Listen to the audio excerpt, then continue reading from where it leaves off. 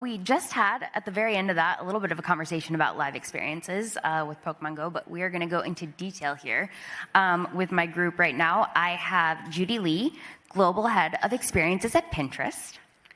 I have Josh Simon, CEO at Funko.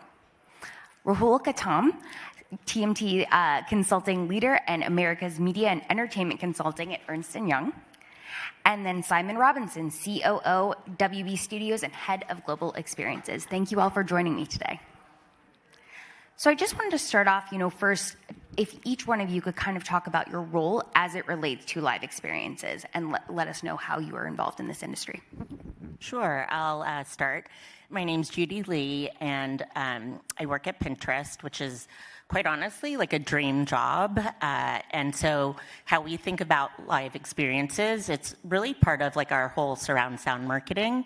And with our mission being around create a life you love, I kind of feel like that's really cool. I get to think about creativity and inspiration. And I think as many marketers know, creativity is really driving a lot of the differentiation between different brands. So that's kind of where I am. Let's see. Well, I'm about 3 weeks into a new role at Funko, and I previously led the live experiences and the consumer products team at Netflix. So I was excited to hear the Duffers talk about chocolate chip cookies. But we make physical products that are kind of a manifestation of the things that people are fans of across every dimension of entertainment and sports and anime. And I think the way those come to life in physical stores and in sort of physical places is a really important part of our experience. And that could span everything from Comic-Cons around the world. I think we had like 120,000 people show up at our booth at a Comic-Con in Spain today. There's obviously like a high collectability factor to a lot of what we make, so we think a lot about how to drive that sort of the thrill of the chase to find your favorite products at retail. And then obviously, with our retail partners or our own stores, we have a great store here in LA on Hollywood Boulevard. We're constantly thinking of new ways to kind of, merge those worlds of retail and product creation and experience. If you go to the Hollywood store, we have something called Pop Yourself, where, in the store you can create your own customized Funko Pop modeled, on yourself and, share it with your friends or loved ones. And, I think it's like a really fun expression of how that world of sort of fandom, product creation, and live experience can come together in a unique way. Rahul? So in my role as the consulting leader for our media business, the goal for us is we've got 400,000 people around the world. We invest about $2 billion a year in enabling technology. So for me, it is to understand what everybody in this room wants to do and what their goals are in the live experiences and experiential space, and figure out how we can then organize those component bits of our firm to be in the service of your all's ambition to get you there faster and to bring to bear our capabilities to, again, be relevant in the space. And I think we've seen, our data would tell us that over the next 5 years, the industry is going to spend about $350 billion around the world in the experiences space. So for us, that's a rallying call. And the goal is figure out how, again, we can be relevant in the space to drive speed and acceleration. Simon? Hey, thank you. So I was lucky enough at the beginning of this year to be asked to bring together Warner Brothers Discovery's experiential business into one new unit. So my responsibilities comprise our licensed activities with people from Universal to all the small touring operations you see, combined with our owned and operated and our retail businesses. The reason I bring that together is obviously from a consumer, if they're turning up and buying a ticket to interact with Harry Potter in some way, they don't really care whether Warner Bros. Discovery operated or Universal operated. They're looking to get close to the brand experience. So bring it into one group with the objective of really scaling this business at speed and giving the opportunity for fans around the world to experience our rich library of characters, stories, and worlds in a way they haven't before. So great growth opportunity for us. Rahul, you brought up that impressive stat, so let's start there actually with what you think has gotten us to that point. What made live events, what made those experiences of such interest that we're reaching that point and the market is so interested in this? How did we get there? You could credit COVID, Taylor Swift, any number of phenomena over the past 5 years, but the data tells us super clearly, all of us are craving in real life experiences right now, and we're willing to pay for it. So I think it's a very natural byproduct that everybody on this stage and everybody in this room is listening to the consumer, and they're understanding that there is opportunity to continue to enhance IP and brands, to get more share of wallet, to help build franchises, to help fuel the flywheel by satisfying that demand and that need that consumers are telling us about, which is get me into a communal space with people who have shared interests as I do, and I will change my vacation plans and think differently about my weekends in order to have that experience. For each of your companies, when you are then taking that approach to it, how do you look at what we're going to do and keep it authentic to our brand while also partnering with others? How do we make a live event and we make it seem natural? We make it seem like this is something we should be doing and we're not just doing it because everyone else is. Okay. So for us, I'm going to use the F word and the A word, which is fandom and authenticity, are so important to audiences. And at Pinterest, we have about 500 million people around the world coming every month. And about 50% of that audience is Gen Z. And so, but I also start to call them Gen Q because I feel like it's less about the age and more about the quarantine and some of the behaviors that developed during that time. So I totally agree with what Rahul said. And I think that just really left a gap for people and a hunger to connect and feel something. And I think something that's really interesting that I've learned is that these younger generations blur the lines between the physical and digital worlds. To them, they think digital is real. Like, that is their life. That is authentic. And they're much savvier than people who aren't digital natives. So I think with that, they really crave authenticity, transparency, and what I also like to say is main character energy. And so that kind of really works out well in the live experience space because I think overall, like especially at Pinterest, it's a lot about discovering who you are, discovering your tastes, your aesthetics. Hello, Coastal Grandma from a few years ago, inspired by Nancy Meyers. And so I think with that, I think people are craving that connection to also combat loneliness, which I think is a huge mental health issue with us spending increasingly longer times online. Yeah, so I think just to build on what Rahul's saying and then take it to your question, in a world where what we watch, the news we consume, who we vote for, what we eat is increasingly dictated and driven by algorithms, the people have spoken. They want to step away from that for a moment and be in either a communal space or a space of their own, which can be the same thing. And as we think about that, the three things that are super important are authenticity. I think we're all going to say that 100 million times. I think richness is also important. I think experiences need to operate on three different levels. You need to be able to float, swim, or dive in the pool, depending on who you are and what your relationship is with the space that you're in. So if someone wants to turn up and just mooch around, they can have a great experience. If someone wants to get a bit more immersed, there's something there for them. And if someone really wants to get into the detail because they're really fanning out, there's something for them in the room too. So that's super important. And then ultimately, this is a hospitality business. So guest experience has to be super important too. So combining those three things really allow you to create a place that people are happy stepping away from their screen, putting their phone down, and coming and spending 2, 3, 4, or 5 hours with you and your characters and your stories. And as we think about that from a Warner Bros. Discovery perspective, we have an incredible relationship with our filmmakers and our creatives, and we think that allows us to really truly bring authenticity into the room and help create these experiences in collaboration with the original filmmakers to really make something special.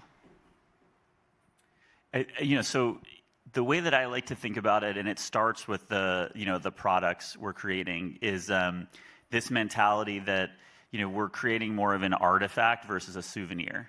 And I think that kind of drives a lot about how the sort of physical experience comes to life.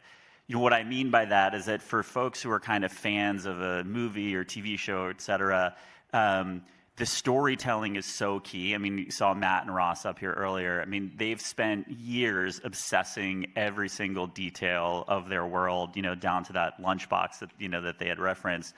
And so when you think about how that comes to life for a product and then how that comes to life, in a physical experience, it's, I mean, sort of repeating what a lot of folks here have said, but it is all about like obsessing that same level of detail and storytelling. And to me, that's kind of the mindset around, an artifact is something that it's driven by story. It has this true, genuine connection to whatever you're creating. There's a little bit of that like discoverability element, that comes from it versus the sort of purely transactional, exit through, the gift shop mentality.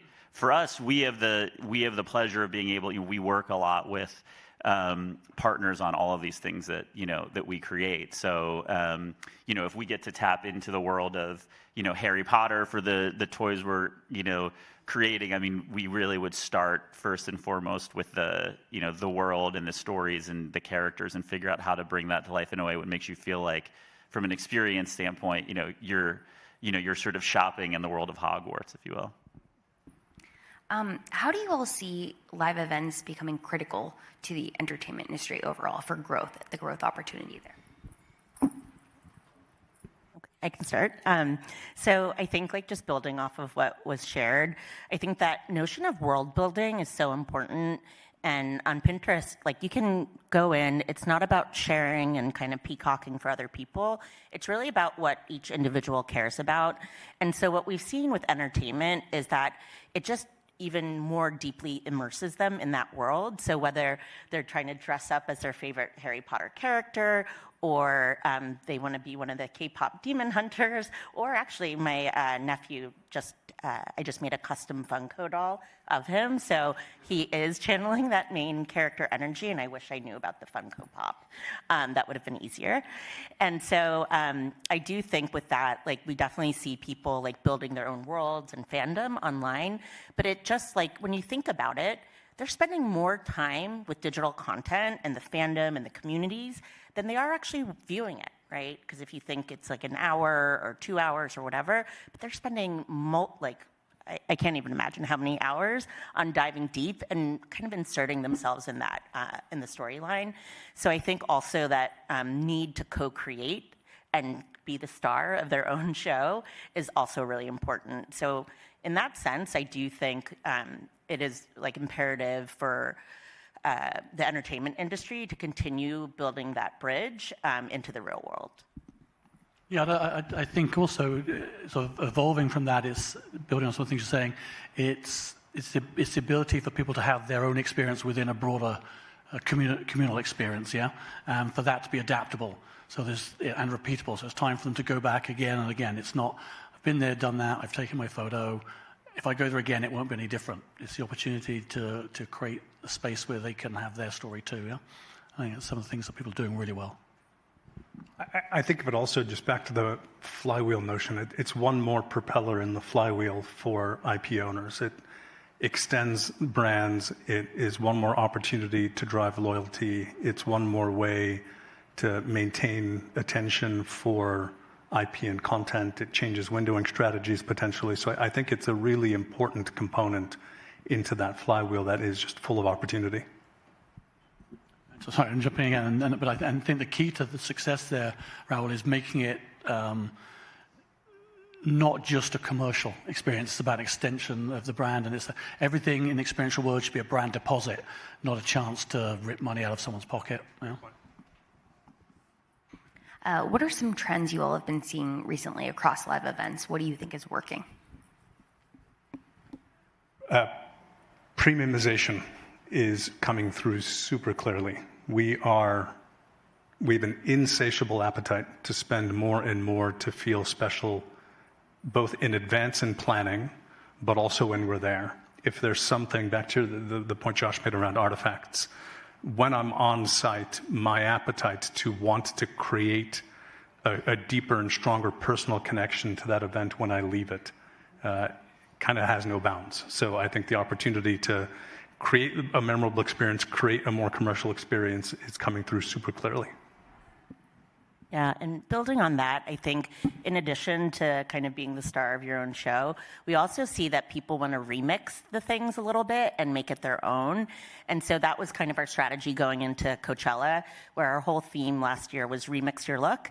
And we looked at all these different trends because if you're not familiar with Pinterest, it's all about saving what you want to do in the future. So we have great insight in terms of what's going to happen because it's all about the future. And with that, you know, we will be launching our Pinterest Predicts Trend Report later this year. But from this past year, you may have noticed like cherry coated everywhere. Like I have a little cherry plushie key charm. That was everywhere, but we called it, you know, at the end of last year. And so I think with that, there's always rich territory to dive into the trends because we know it's the things that are not yet trending, which is what I like. We're not looking back to see what people are searching for, but we're looking ahead on what they plan to do. So I think with that, like it becomes really, really important. And then I also am a little bit envious of your retail experiences because I do think those are just such a great kind of consistent reminder, whether it's an amusement park or the Harry Potter store in New York. Always walk by that. And now I'm going to make that Funko Pop store a destination when I come to LA. I do, along those lines, I mean, I will say for a variety of reasons, it's like literally every business that operates in some sort of physical space is or has been thinking through the lens of creating an experience. And I think whether it's to your point of, either people are, post-COVID looking, and spending so much time scrolling on TikTok or Pinterest, sort of also looking for, physical ways to connect, which is, fairly obvious, or vice versa, looking for content to then, post themselves, on social media. It's like, I think everyone, and particularly in retail, but more broadly, just thinks about everything as an experience. Why? I mean, I was reading an article a couple of days ago, and I did not believe this, but it's wild, and I give them a lot of credit. Over the last 5 years, for as much as people talk about the crazy high-flying stocks of like NVIDIA and Oracle and Meta, and you got kind of go down the list, one stock that has beat all of them is Build-A-Bear. And you can, if you don't, look it up. I was like, is that true? I mean, it's wild, and there's a lot of reasons for it. But again, like credit, to them, it's like their entire retail conceit is based on this combination of buying something, getting to put your own personal spin on it, getting out of the house and, taking your kids to go do something. And I think that sort of, now it's just sort of everyone is thinking about, about their expression in the world as an experience.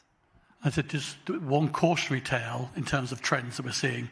The incredible growth of the experiential economy is attracting so much capital. There's so many people rushing into this space. We've all been to that thing that's popped up on the high street that's meant to be great, and you walk in there and it's so like, that wasn't so great. And I think as an industry, we have to be super careful about that because it'll be very easy. It's very easy to turn people sour on things. The quality is super important. And Rahul, I'm waiting for the EY world. When is that coming? Oh, just you wait. It's going to be exciting. So speaking of ones that can go wrong or ones where you're feeling like everyone's doing it, we've got to do it, how do you all work through that pressure and distinguish your experiences and make sure they maintain your brand's feeling, what you're looking to do here as more and more people are entering this space and trying to do the same thing? I think for us, it's just as simple as, the original creators, the filmmakers had their vision and it's pretty clear what audiences and fans connect to within that. So it's just about building on that, both when we're doing things ourselves and when people approach us about licenses. It's really carefully understanding what's the consumer proposition here. Why is someone putting money on the table to come and join us? Why are they going to come and spend 2 hours doing this? And often it's not overcomplicating things. If you think about the success of the Friends experience, which is touring all over the world, is about to open in Manila. If you look at Central Perk, which is very successful in Boston, opening in New York. It's pretty simple and straightforward, but kind of so is the show, and so is what people love about it. And then on the flip side, the success of something like the Making of Harry Potter Studio Tour, which we're taking around the world, opened in Leavesden 14 years ago, we've opened in Tokyo, we're building out in Shanghai. There, it's pretty straightforward what people want to engage with, and it's making sure you do that in a really true way to the original content, but also with a nod to what technology has to offer today to deliver on all the things we've been talking about in terms of having your own experience there. I think one of the things that you guys you do a really nice job of is staying true to the IP that is drawing the consumer in, but offering a slightly different experience in different parts of the world because they've got a different set of expectations themselves. So stay consistent with the IP, but differentiate the experience to be responsive to the local culture and demands. Yeah, yesterday I had a fantastic meeting signing off on the creative and the final plans for the Shanghai version of the tour. And it's probably about 50% similar to what you've experienced before. The other 50% is wholly driven by the culture and the city we'll be in. And it's exciting. That stuff's exciting. Yeah. Yeah, and for Pinterest, it's just the whole notion of how people approach us, because oftentimes we get lumped in with other social media platforms, and I can say this because I'm a former Meta employee, but also that people, it's really provocative, because we often say that we want people to discover what they want, but then get off the platform and go do it, and go actually create something and manifest who they are, discover, get out in the real world. And so for us, we all know that we are very addicted to time spent online, but I think we want to create these new metrics that reflect where society is going. And knowing that there is such a mental health crisis for young people because they are just like chronically online, I think for us, we're really just trying to figure out how do we push people out in the real world to engage with real things as our worlds kind of blend between physical and digital. I don't think we're going to change it because it's kind of a nonstop train that's happening. But I think it's how do we adapt to it? How do we acknowledge it? And also, how do we kind of both shape and be with the consumer as they're hurtling forward to the future? Can you all give either a specific example from your own company or that you've seen in the marketplace of an event that went well, an event that really worked, and what it was that you thought they got really right? I can start. You guys are letting me go here. So for us, we just started a great new partnership with the New York Liberty. How many WNBA fans are out there? Can't really see, but yes, there we go. And so I think there's a lot of synergy between the Liberty, what the fans are like. They're very positive. If you've ever been to a WNBA game, it's just really different. I go to the one in Brooklyn with the New York Liberty, and people are just way more excited. It just feels a little different than men's sports, no offense to the NBA or anything. And so with that partnership, one of the things that we love is we get to really immerse people in the New York Liberty world. And the whole reason why we got involved with them was that we saw searches for the Fashion Fit Tunnel, that walk that they do. And we just saw those searching and around specific Liberty players. And so for us, we can kind of bring that aesthetic back. People are really interested in what they're wearing. Also translates to football, because why do I know what Travis Kelce likes to wear? I do. But so I think between watch parties and fandom, people are also obsessed with Ellie the elephant, the mascot, and I can see why, very acrobatic. And so I think with that, we were able to kind of build out that world of the New York Liberty. And so people are really engaging in an authentic way, because at first we're like, Pinterest and sports, does that really make sense? But I think it does, because we often think of ourselves as the gallery walls, not the art. It's the brands and the creators who are the art that come make our platform alive. I mean, I would personally say the thing that I get the most excited about and that I've seen Funko do really well is within the realms of the different Comic-Cons and fan conventions. I don't know hopefully most people in this room have been to some of those. If you haven't, you definitely have to go.